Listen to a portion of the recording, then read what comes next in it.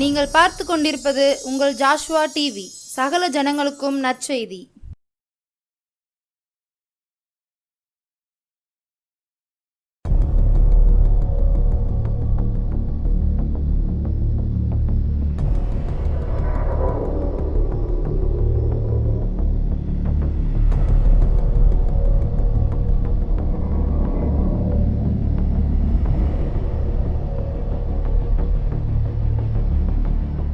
Joshua TV நேயர்களுக்கும் இயேசு கிறிஸ்துவின் அன்பின் வாழ்த்துதலை தெரிவித்துக் கொள்கிறோம். இந்த எழுப்புதல் நேரத்துக்காக இந்த காணொளி மூலியம் உங்களை சந்திக்க மிக்க மகிழ்ச்சி அடைகிறோம். ஜெபம் இல்லாமல் இந்த எழுப்புதல் நேரத்துக்காக ஆண்டவரே நன்றியோடு உம்மை துதிக்கிறோம், சோதரிக்கிறோம். ஆண்டவரே பரிசுத்த ஆவியானவரே, ஒரு விஷயம் உங்கள் தெய்வீக பிரசன்னத்து வல்லமை எங்களை ஒவ்வொருவரையும் மூடுவதாக.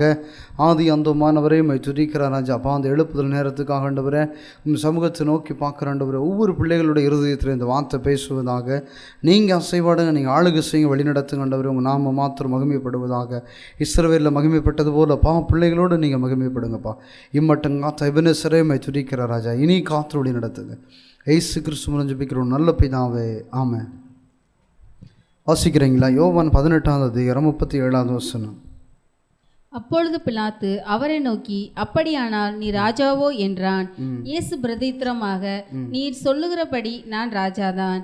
சத்தியத்தை குறித்து சாட்சி கொடுக்க நான் பிறந்தேன். இதற்காகவே இந்த உலகத்தில் வந்தேன். சத்தியவான் எவனும் என் சத்தம் கேட்கிறான் என்றார். பாருங்கள், பிலாத்து பார்த்து ஏசப்பா பார்த்து கேட்குறான், நீ என்ன ராஜாவா அப்படின்னு சொல்லி கேட்கும்போது ஏசப்பா சொல்கிறாரு, நான் ராஜா தான்.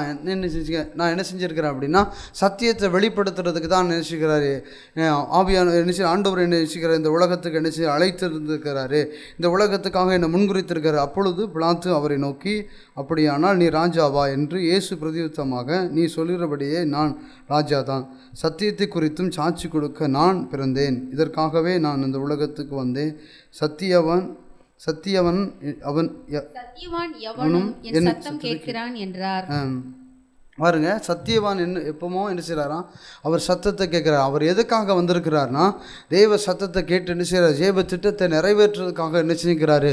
பிலாத்துவை பார்த்து சொல்கிறாரு, நான் அதுக்காகத்தான், நான் சத்தியத்தை என்ன செய்யணுமா, சத்தியமாக வெளிப்படுத்துறதுக்கு தான் என்ன செய்ய இந்த உலகத்துக்கு நான் வந்திருக்கிறேன் அப்படின்னு சொல்லி ஏசப்பா என்ன செய்கிறார், பிலாத்துட்டு சொல்கிறார். வாசிக்கலாமா?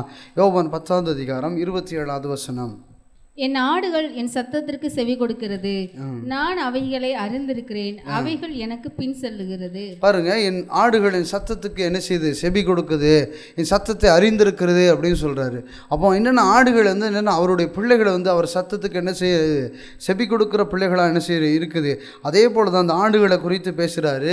நான் என்ன செய்ய என் சத்தத்துக்கு என்ன செய்யுது, செவி கொடுக்குறது, அந்த சத்தியத்தை வெளிப்படுத்தி அந்த ஆடுகள் என்ன செய்யுது, அதன்படி எனக்கு என் வார்த்தைக்கு கீழ்ப்படிஞ்சு அதன்படி என்ன செய்ய நடக்குது. அதான் கர்த்தருடைய சத்தத்தை கேட்குற பிள்ளைகளாக என்ன செய்யணும், நம்ம மாறணும். அதான் தான் சத்தியத்தை அறிகிற அறிவு என்ன செய்யும், சத்தியத்தை அறிவீர்கள், சத்தியம் என்ன செய்யுமா உங்களை விடுதலையாக்கணும். சகல சத்தியத்துக்கும் நடத்த என்ன செய்ய பரிசுத்த ஆவியானவர் சகல சத்தியத்துக்கும் அவர் நடத்துறதுக்கு அவர் வல்லமையுள்ள தேவனாக இருக்குன்னு சொல்ல. வாசிக்கலாமா? சங்கீதம் 42:1 வாசிங்களேன்.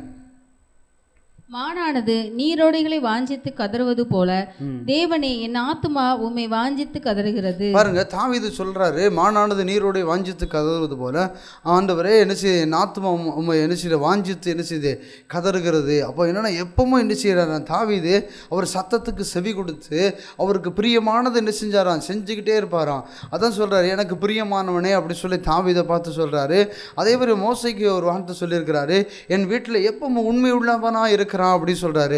அப்போ கர்த்தருடைய சத்தத்தை கேட்டு செயல்படுகிற பிள்ளைகளாக மாறணும். ஏசப்பா பிதாவின் சித்தம் செய்யறதுக்கு தான் இந்த பூலோகத்தில் வந்தாரு.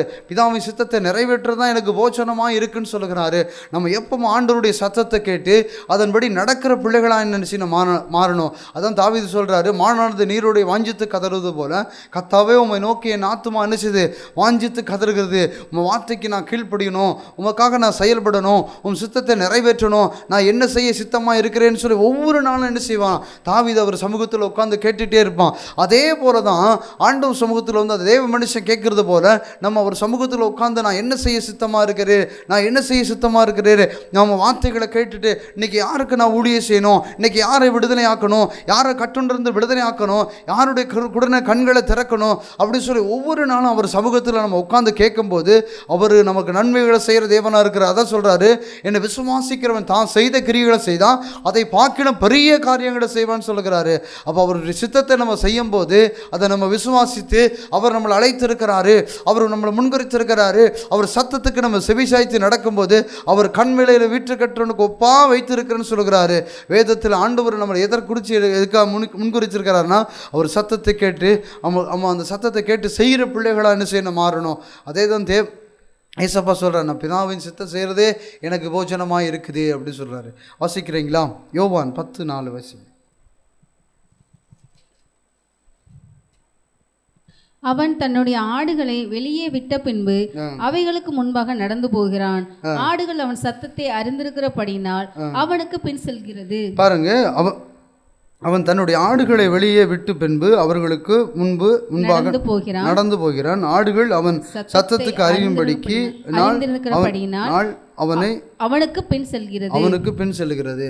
என்னன்னா, ஒரு மேய்ப்பன் ஒரு ஆடுகளை பற்றி விடுறான் அப்படின்னா அவன் சத்தத்துக்கு என்ன செய்யுது, அந்த ஆடு செவி கொடுக்குது.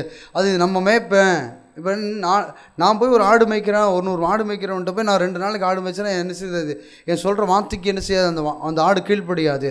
அந்த மாடு மேய்ப்பன், அந்த வளர்க்குறவன் போய் சத்தம் போட்டான்னா அவன் சத்தத்தை என்ன செய்யும், ஆடு அந்த சத்தத்தை அறியும்னு தான் வேதம் சொல்லப்படுகிறது.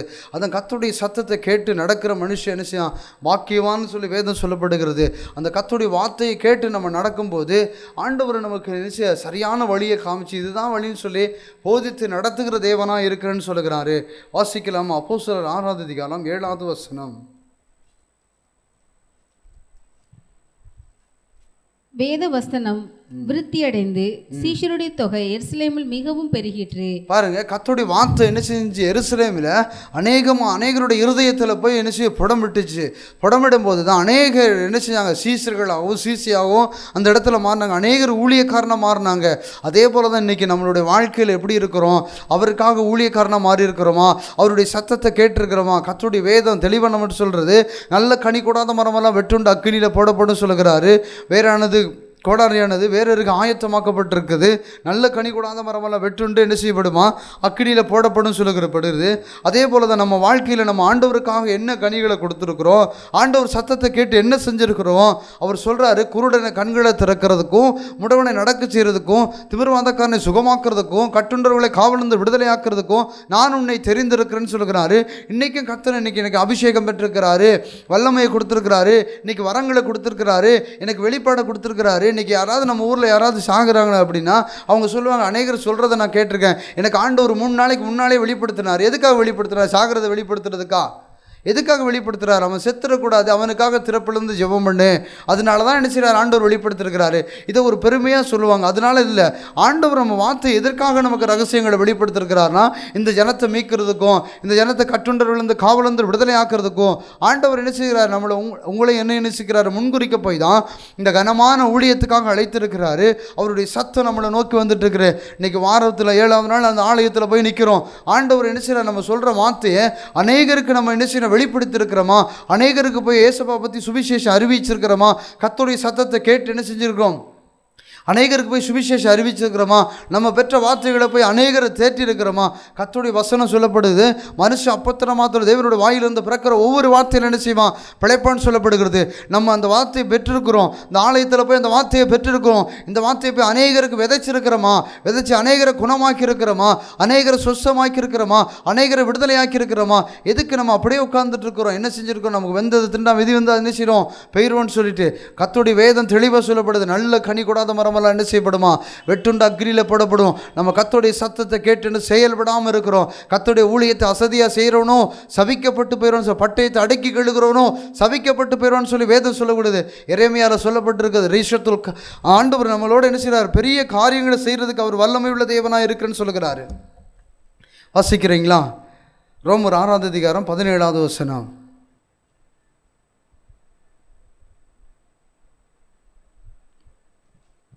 ரோமர் 6ஆம் அதிகாரம் 17ஆவது வசனம். முன்னே நீங்கள் பாவத்துக்கு அடிமைகளாய் இருந்தும் முன்னே நீங்கள் பாவத்துக்கு அடிமையாக இருந்தும் இப்பொழுது உங்களுக்கு ஒப்புவிக்கப்பட்ட உபதேச சட்டத்திற்கு உபதேச சட்டத்துக்கு நீங்கள் மனப்பூர்வமாய் கீழ்ப்படிந்ததினாலே தேவனுக்கு ஸ்தோத்திரம். ரோமபுரிக்கு சபைக்கு என்ன செய்கிறாரு பவுல் எழுதுறாரு, என்ன செய்கிறாரு, நீங்கள் ஒப்புவிக்கப்பட்ட சட்டத்தின்படி நீங்கள் என்ன செஞ்சுருக்கிறீங்க, கீழ்ப்படிஞ்சதுனால என்ன செய்ய தேவனுக்கு ஸ்தோத்திரம். அன்றைக்கி ரோமபுரி சபையில் கர்த்தருடைய வார்த்தைகளை கேட்க ஆரம்பித்தாங்க.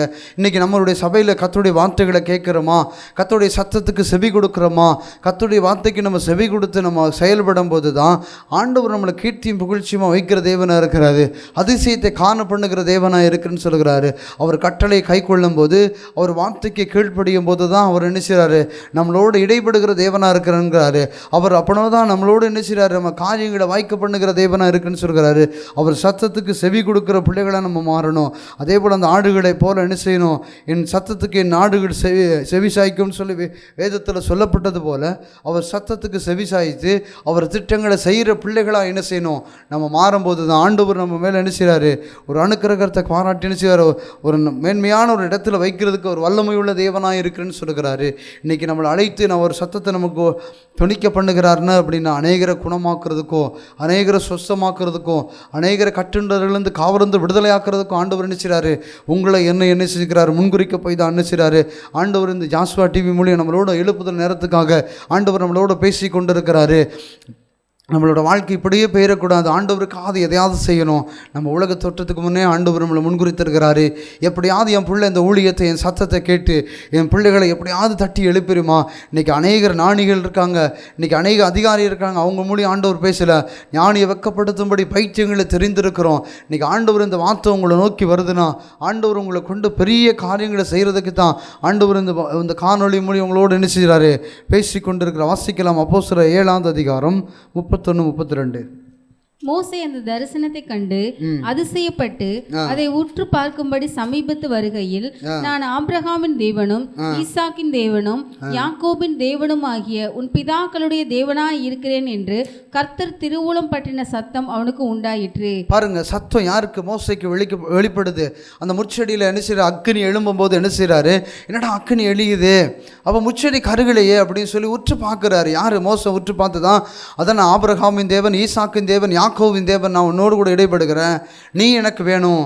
அப்போ ஆண்டவர் என்ன செய்யணும்னா, இந்த எகிப்தில் இஸ்ரவேல் ஜனங்களை கூக்குரலை கேட்டு என்ன செய்கிறாரு, யாராவது ஒரு மனுஷன் என்ன செய்யணும், அந்த சத்தத்தை கேட்டு, கர்த்தருடைய சத்தத்தை கேட்டு கீழ்ப்படிய மாட்டாங்களா.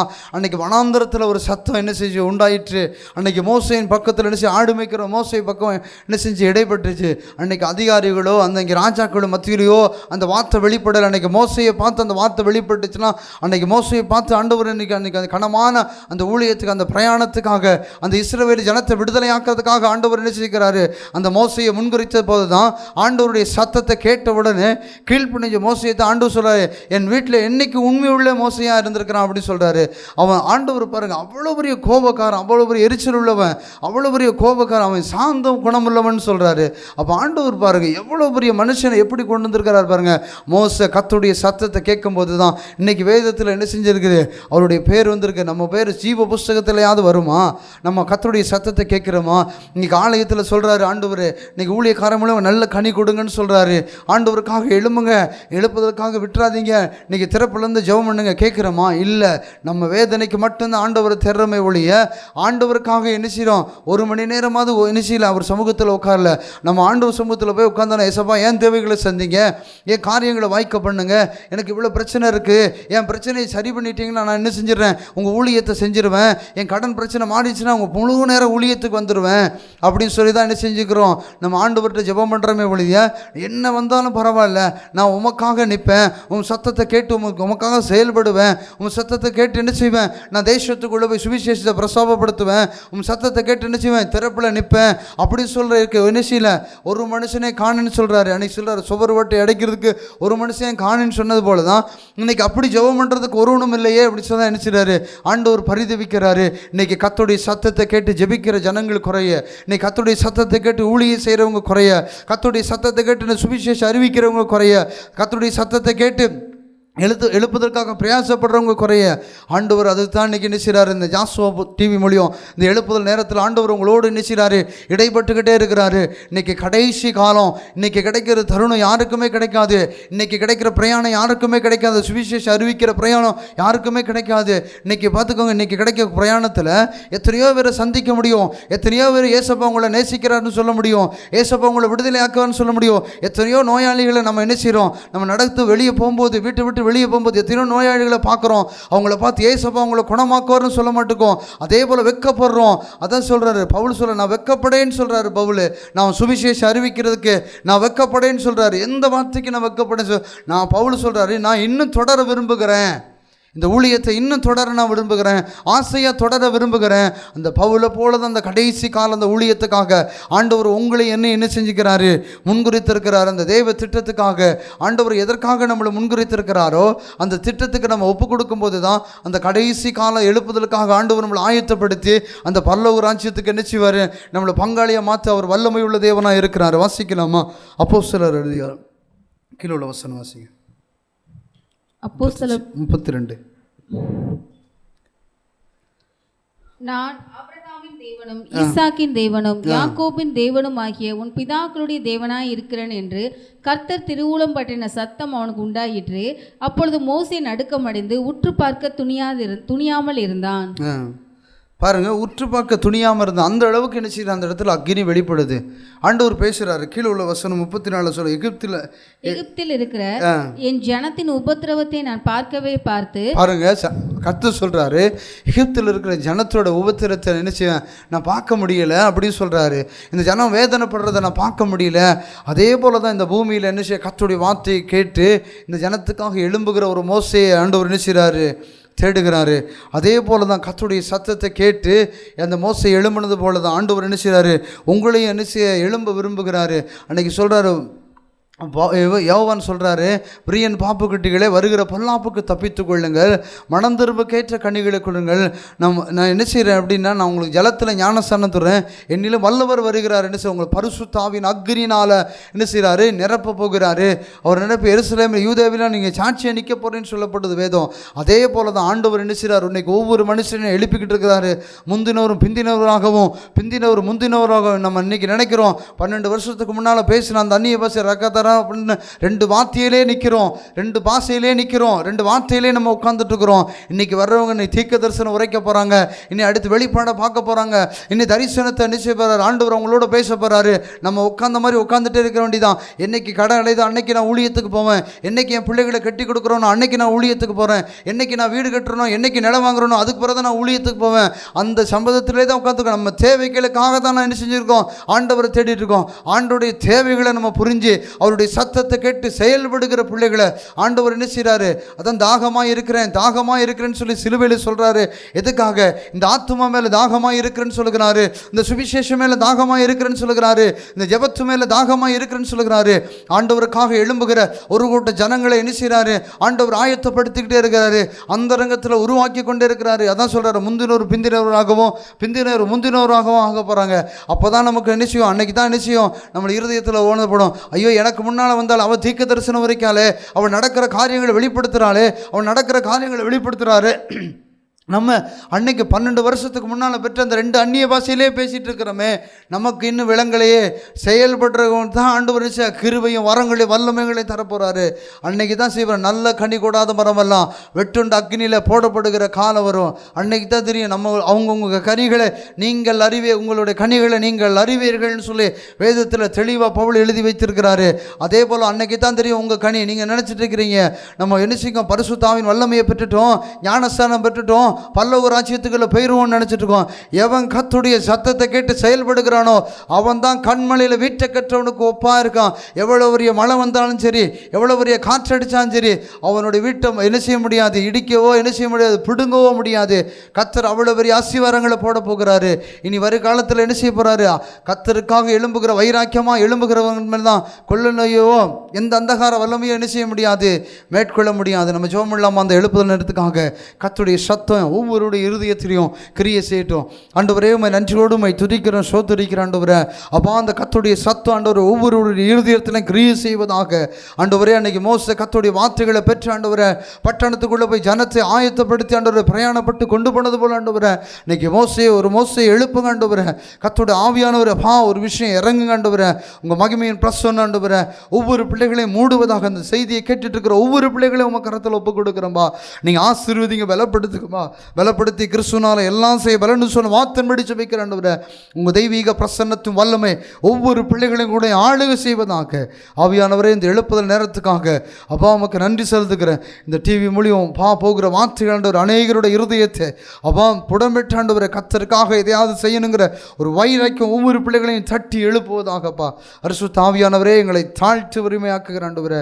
நீங்கள் சொன்ன வார்த்தையை மாத்திரம் பேசியிருக்கிற ஆண்டவரே அது 100 மடங்கு பலன் கொடுக்க கிரியை செய்யுங்க ஆண்டவரே. இயேசு கிறிஸ்துவின் ஜெபிக்கிறோம் நல்ல பிதாவே, ஆமென்.